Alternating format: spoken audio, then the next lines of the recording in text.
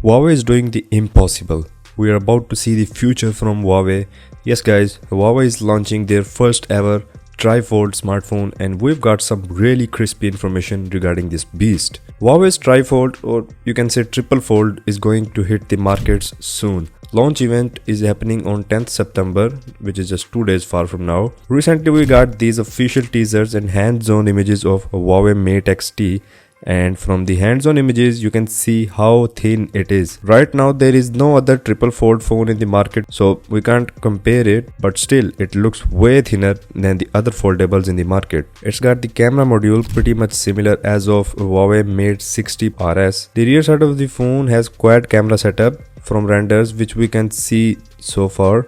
These renders are official and it's the confirmed design. The camera details are not yet confirmed, but it is assumed that these will be pretty much same as we saw on Huawei Mate 60 RS, the flagship from the last year. Huawei is going to copy a lot of things from their last year's flagship, as the rear side of the trifold and the camera setup resembles a lot with the Huawei Mate 60 RS. There is fingerprint scanner on the right side of the phone. I don't know why did Huawei still feel the need of side mounted fingerprint scanner, and that's even in 2024 when every other flagship is equipping in-display fingerprint scanner or Face ID. And for the processor, it is expected that Huawei will go with Kirin 9000 SoC in their tri-fold Mate X-T, as it is the latest flagship from Huawei. Huawei is launching it officially on 10th of September and we're gonna see how this tri-fold beast actually performs. Till then, stay tuned and I'll see you in the next one.